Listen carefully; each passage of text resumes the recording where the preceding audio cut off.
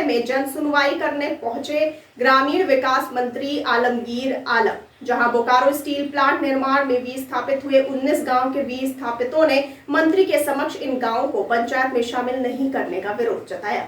उसके बाद मंत्री से बातचीत के दौरान एक विस्थापित को कांग्रेसियों ने मोबाइल में वीडियो बनाने की वजह से धक्का देकर बाहर निकाल दिया। उसके बाद विस्थापितों ने जमकर मंत्री के समक्ष हंगामा किया। और लोग देखिए एक चीज है, वहाँ पार्लियामेंट का चुनाव होता है तो संसद चुनाव चुन लेते हैं, वहाँ विधायक का चुनाव होता है तो विधायक चुन लेते हैं, लेकिन वो पंचायत का प्रतिनिधि नहीं चुन पाते हैं। तो जो ग्रामीण जो व्यवस्था है, पंचायत को जो दिया है, शक्ति दिया है, रोड नाला प्रधानमंत्री आवास से लेकर और सारी वो चीज़ वो उनको नहीं हो पा रहा है, तो कठिनाई का सामना करना पड़ रहा है, जिसको हम लोग सॉर्ट आउट करने की। विस्थापितों ने कुछ आक्रोश भी दिखाया, आप लोग के कुछ कार्यकर्ताओं ने धक्का मुक्की भी किया। देखिए वो लोग आपस में हमसे कोई नाराजी नहीं है, हम तो खुद उन लोग को बोले आप लोग जब से शुरू किए हमने कागज मंगाए, वो लोग स्वीकार किया। तो 6 महीना 7 महीना के पहले की बात है, वो लोग फोटो ले रहे, किसी कोई चाह रहा थे फोटो ले, कोई बोल रहे फोटो नहीं। देखिए ये परिवार है, कांग्रेस एक बड़ा परिवार है, हर तरह के लोग होते हैं, क्योंकि किसी का बोलने का शैली बहुत अच्छा होते हैं, बहुत तरीक़ा से बोलते हैं, विनम्रता से साथ बोलते हैं, कोई थोड़ा ऊंचा आवाज़ से बोलते हैं, तो वही होता है। बाहर सरकार के खिलाफ नारेबाजी भी, ये हमको जानकारी नहीं है, ये मंजूर यहाँ का जिलाध्यक्ष यही बता पाएंगे। तो आपने कहा कि मंजूर जी ने 6 महीने से आपसे कोई इस विषय में बात ही नहीं, आपने कहा जैसे विस्थापित। हाँ नहीं हमने कहा कि जब हम आते हैं, मंजूर का बात नहीं उठा, हमने कहा कि जब हम आपके यहाँ पर पहुँचते तभी आप लोग बात को उठाते हैं, लेकिन आपके बात के लेकर हमने आगे बढ़े, तो बीच बीच में अगर हमको आप नॉक करते तो शायद गाड़ी। पिछले 2 साल से, और 2 साल ही छोड़िए, हमारे पूर्वजों ने पिछले 60 वर्षों पूर्व बोकारो स्टील प्लांट को बनाने के लिए जमीन दी, अपनी छाती में प्लांट बनाया है ताकि विकास होगा, हमारे क्षेत्र का विकास होगा। लेकिन आज देखने को मिल रहा है कि हमारा विनाश ही हो चुका है। हमारा जो है पंचायत चुनाव, जो हमारा संवैधानिक अधिकार है, उससे हमें अलग रखा गया है। इसी मामले को लेकर हम लोग पिछले 2 साल 3 साल से, जब से कांग्रेस की सरकार आई है, और हम लोगों में उम्मीद जगी थी कि कहीं ना कहीं हमारी इस सरकार जो है, हमारी पंचायत चुनाव जो समस्या है, काफ़ी गंभीर समस्या है, इसको समाधान करेगी।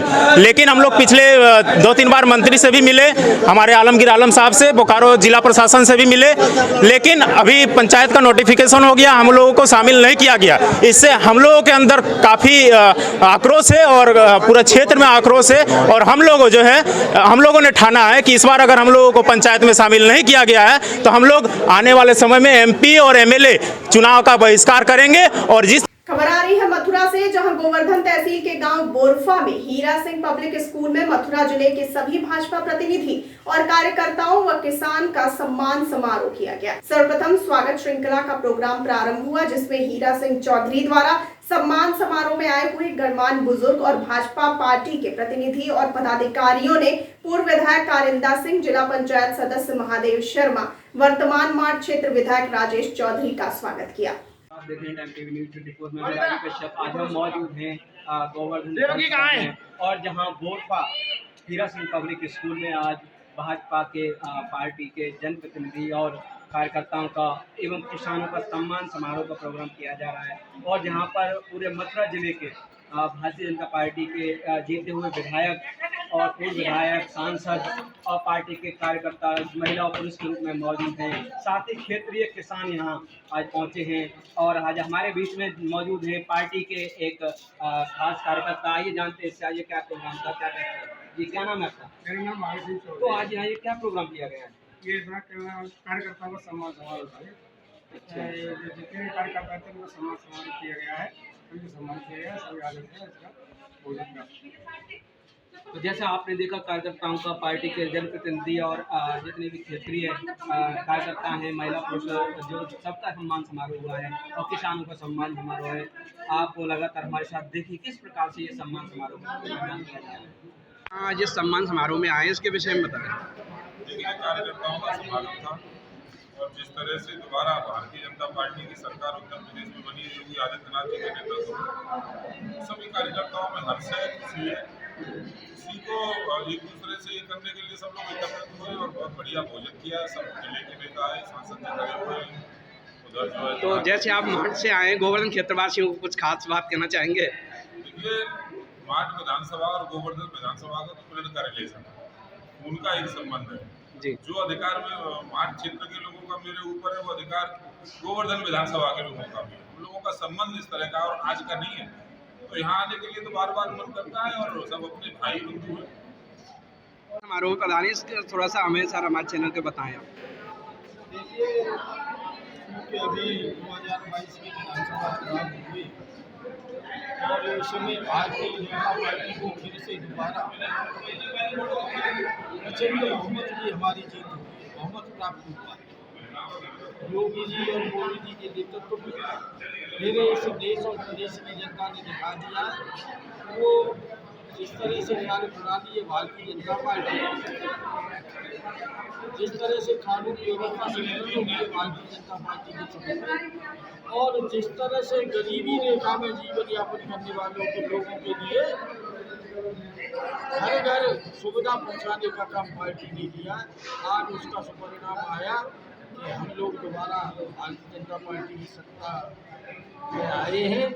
कार्यकर्ता में अपार खुशी है, उस खुशी का इजहार करने के लिए आज पूरे जनपद के नेता यहाँ एकत्रित हुए।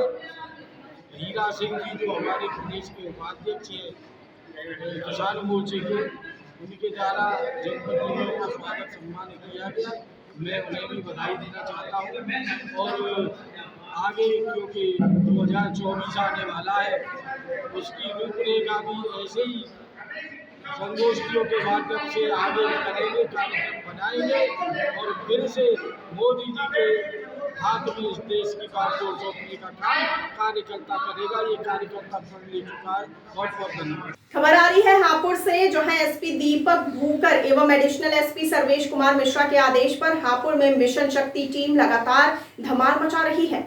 गांव, घर, मोहल्ला, जंगल, विद्यालय, वाहन, चौराहे, चारों तरफ जनपद में हापुड़ कप्तान ने अपना चक्रव्यूह फैलाया है, जहां पर हापुड़ मिशन शक्ति टीम लगातार महिलाओं, बच्चियों, बुजुर्ग सभी को संदेश दे रही है।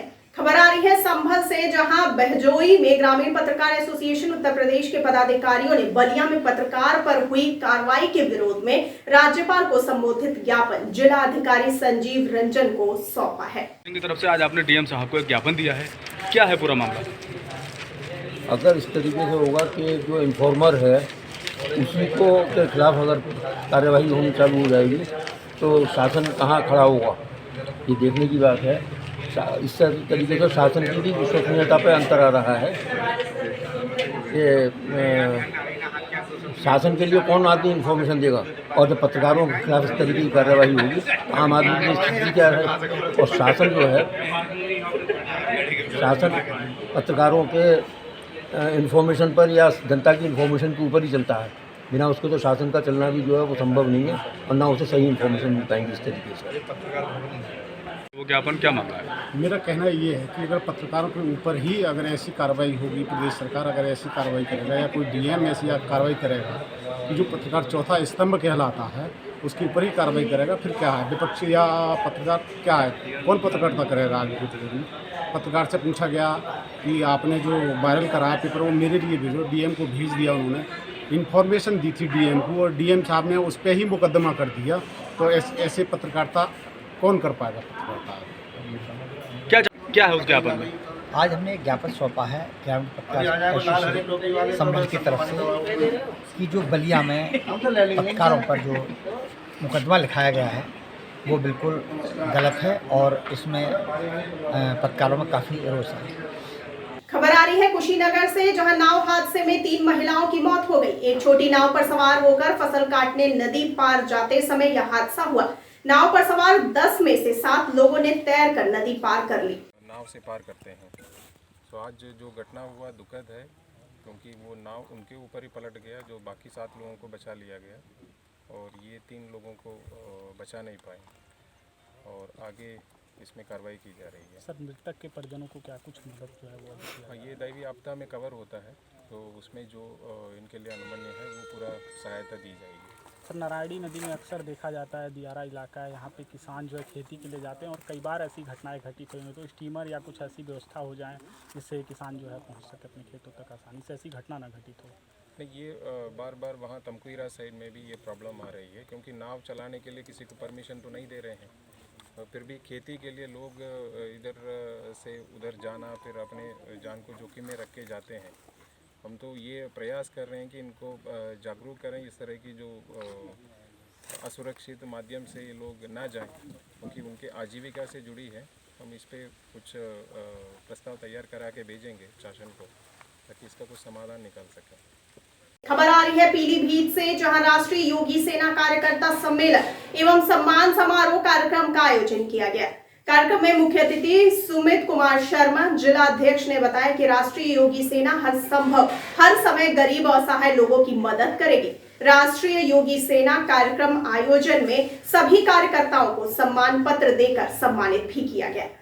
सिंह राजपूत और आप मेरे साथ देख रहे हैं टाइम टीवी न्यूज़ 24।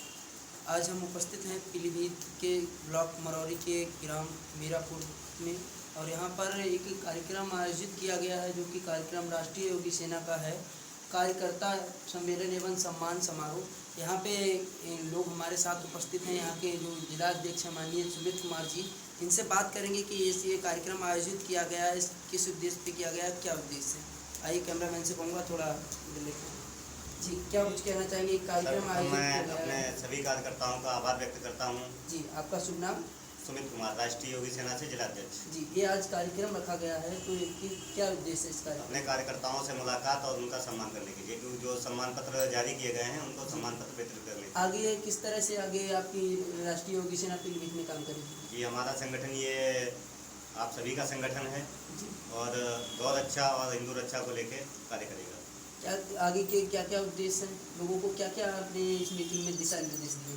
इसमें गौ रक्षा को लेकर विशेष दिशा निर्देश दिए गए हैं जी, और कोई भी मुस्लिम वर्ग का जी या कोई भी अदर जो हिंदू को प्रताड़ित करेगा जी, हम उसके खिलाफ सख्त से सख्त एक्शन दिलवाएंगे। जी, आइए देखते रहिए मेरे साथ टाइम टीवी न्यूज़ 24। खबर आ रही है लखनऊ से, जहां जुगल किशोर पूर्व सांसद एवं प्रवक्ता एवं राष्ट्रीय अध्यक्ष राष्ट्रीय दलित पंचायत प्रतिनिधि महासंघ की प्रेस कॉन्फ्रेंस हुई। भारत रत्न बाबा साहब भीमराव अंबेडकर की जयंती की पूर्व संध्या पर प्रेस कॉन्फ्रेंस की गई। प्रेस कॉन्फ्रेंस में डॉक्टर जुगल किशोर का बयान सामने आया। उत्तर प्रदेश के अंदर जिस तरीके से बहुजन समाज पार्टी का अंत हुआ है, बाबा साहब के मिशन एवं काशीराम जी के सपनों को कुचला गया है।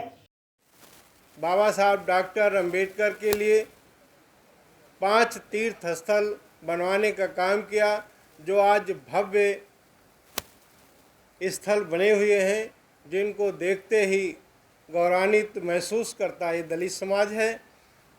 इसी तरीके से माननीय योगी जी ने भी काम किया है।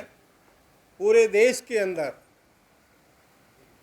आज ये दलित समाज जो अनेकों नेक काम किए गए हैं, आज जो नेकों नेक काम किए गए हैं, अच्छे काम किए गए हैं, जात विहीन वर्ग विहीन समाज की संरचना के तहत जो बाबा साहब डॉक्टर अंबेडकर चाहते थे, जात विहीन वर्ग विहीन समाज की संरचना हो, उस पे भारतीय जनता पार्टी आज चल रही है। उसी के तहत आज जो योजनाएं केंद्र सरकार की और प्रदेश सरकार की हैं, जिनके लिए चलाई जा रही हैं, जो अंतिम छोर पर बैठा व्यक्ति जिनको वो योजनाएं बनाई गई हैं उन तक न पहुंच पा रही हैं, इसके लिए आज हमने एक संगठन बनाया है। हमने क्या है, दिल्ली के अंदर बहुत बड़े senior IAS senior IPS doctor professor senior lawyer इकट्ठा होकर के एक विचार विमर्श किया और ये विचार विमर्श किया कि एक संगठन बनाया जाए। मान्यवर काशीराम साहब ने तो जो संगठन बनाया उसमें बहुत टाइम लगा था। पहले वामसेव बनाया, फिर DS4 बनाया, उसके बाद पूरे दिन रात मेहनत की, जिसका फ़ायदा मायावती जी ने उठाया। उनके मरणोपरांत उनका जो फ़ायदा उठाया उसके बाद वो धीरे धीरे ख़त्म हो गए। लेकिन हमारे समाज के लोगों ने, बुद्धिजीवियों ने एक पंचायत प्रतिनिधियों के माध्यम से चाहा, क्योंकि गांव-गांव हमारा पंचायत प्रतिनिधि दलित है, चाहे वो प्रधान हो, ब्लॉक प्रमुख हो जिला पंचायत सदस्य हो, जिला पंचायत अध्यक्ष हो, नगर पालिका नगर पंचायत का वो चेयरमैन हो, उनके सदस्य हों। इस तरीके का लाखों लोग हमारे प्रदेश के अंदर हैं, उनको इकट्ठा करके हम समाज की सेवा करेंगे। इसलिए आज एक महसूस हुआ तो राष्ट्रीय दलित पंचायत प्रतिनिधि महासंघ का प्रदेश के अंदर हैं, उनको इकट्ठा करके हम समाज की सेवा करेंगे। इसलिए आज एक महसूस हुआ तो राष्ट्रीय दलित पंचायत प्रतिनिधि महासंघ का निर्माण किया गया। इसके माध्यम से पूरे देश के कोने कोने में आवाज़ बुलंद करेंगे। मानी पार्टी के साथ साथ, ये नहीं कि भारतीय जनता पार्टी को अलग करके, भारतीय जनता पार्टी के साथ साथ भारतीय जनता पार्टी की रीतियों नीतियों को आगे बढ़ाते हुए इस पंचायत प्रतिनिधियों के माध्यम से पूरे देश के अंदर चाहे उनको कानूनी सहायता प्राप्त करना हो, दिलाना हो, चाहे उनका उत्पीड़न से संबंधित हो, हमारे लोग पहुंचेंगे। आर्थिक सामाजिक जहां भी ज़रूरत होगी हमारे लोग वहां पहुंचेंगे और उनके बीच काम करेंगे। हम आज उत्तर प्रदेश के अंदर ये महसूस करते हैं कि हमारा दलित समाज जो है आज भारतीय जनता पार्टी की ओर लालायित है। उनको जोड़ने की ज़रूरत है। आज पूरा बहुजन समाज पार्टी इसमें भारतीय जनता पार्टी में समाहित होने जा रही है।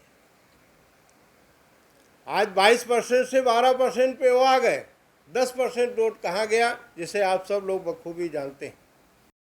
वो भारतीय जनता पार्टी उसे लेने के लिए पूरा प्रयास करेगी और हम उसका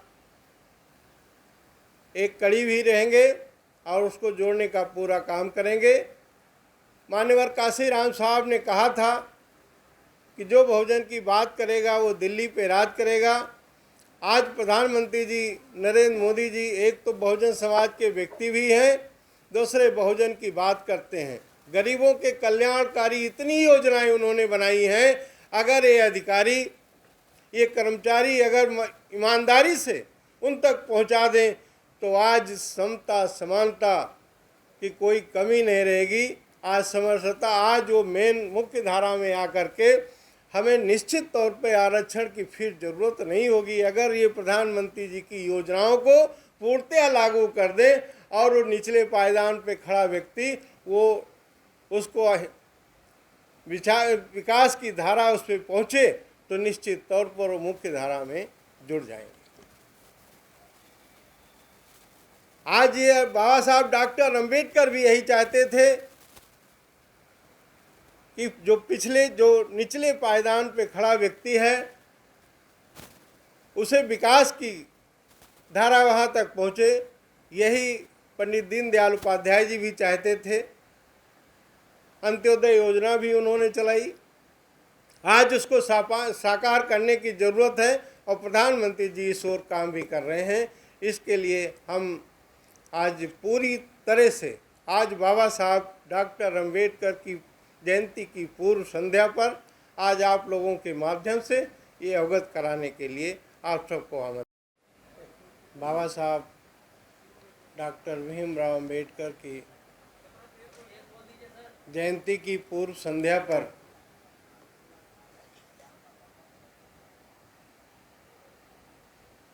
मैं बाबा साहब डॉक्टर अंबेडकर को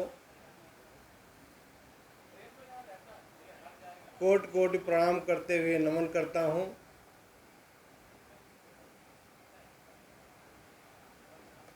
आज उत्तर प्रदेश के अंदर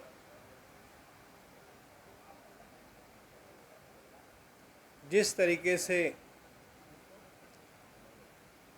बहुजन समाज पार्टी का अंत हुआ है,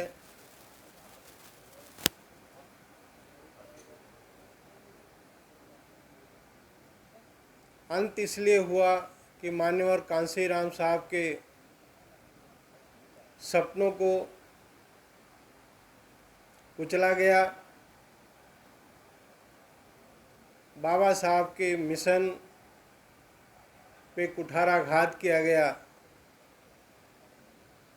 इसलिए आज बहुजन समाज पार्टी धरातल पर आ गई है।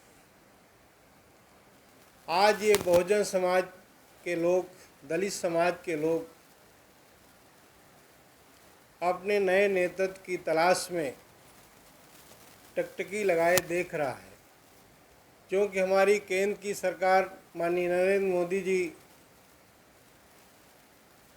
की सरकार में, माननीय योगी जी की सरकार में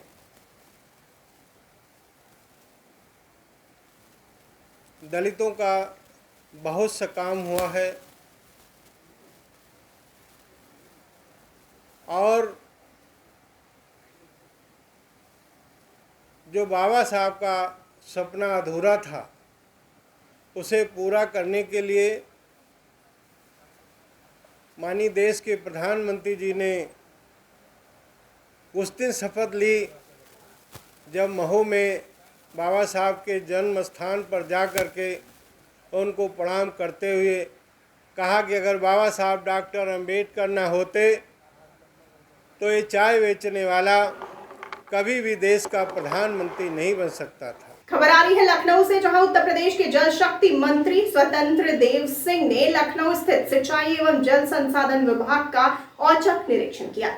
जल शक्ति मंत्री ने विभागीय अधिकारियों को फाइलों के रखरखाव तथा मुख्यालय के भवन एवं फाइलों की साफ सफाई के संबंध में कड़े निर्देश दिए। खबर आ रही है लखनऊ से, जहां लखनऊ पुलिस को हाईटेक बनाने के लिए पुलिस कमिश्नर डी.के. ठाकुर ने क्राइम एंड एक्सटेंट ऐप की शुरुआत की।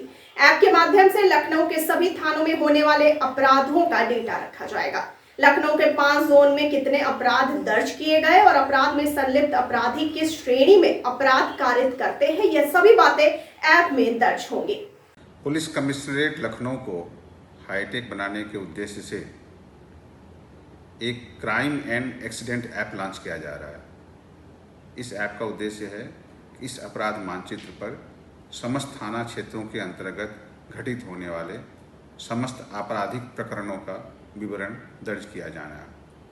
इस ऐप के अंतर्गत लखनऊ कमिश्नरेट के सभी 5 जोनों में कितने अपराध दर्ज किए जा रहे हैं, उन अपराधों का सारांश क्या है, वे अपराध कितने प्रकार के हैं, उन अपराधों में संलिप्त अपराधी किस श्रेणी के अपराध कारित करते हैं इत्यादि प्रदर्शित किया जाएगा। साथ ही इस ऐप पर अपराधों का लिंगानुपात व अपराधियों की लोकेशन भी दिखाई जाएगी। इस मानचित्र ऐप पर यह भी दर्शित किया जाएगा कि किन अपराधियों द्वारा किस प्रकार का अपराध कारित किया जा रहा है, किस प्रकार के अपराध ज़्यादा कारित किए जा रहे हैं। इस प्रकार इस ऐप के माध्यम से जितने पुलिस अधिकारी हैं या उनके सीनियर ऑफिसर्स हैं अपराध के बारे में और अपराधियों के बारे में ज़्यादा से ज़्यादा जानकारी प्राप्त करेंगे और उन अपराधों को रोकने में और उन अपराधों के अनावरण में इनकी मदद ली जाएगी। धन्यवाद। खबर आ रही है हरदोई से, जहां बाबा मंदिर में मुंडन संस्कार कराने जा रहे लखीमपुर के कुछ परिवार का पिकअप डाला हरियाणा इलाके में टायर फटने से पलट गया, जिसमें लगभग 17 लोग बुरी तरह से जख्मी हो गए। घटना के बाद पुलिस मौके पे पहुंच गई। घायलों को उपचार के लिए अस्पताल में भर्ती कराया गया है। तो ये थी इस वक्त की बड़ी खबर। आगे खबरों के लिए देखते रहिए TTN 24। मुझे दीजिए इजाजत। नमस्कार।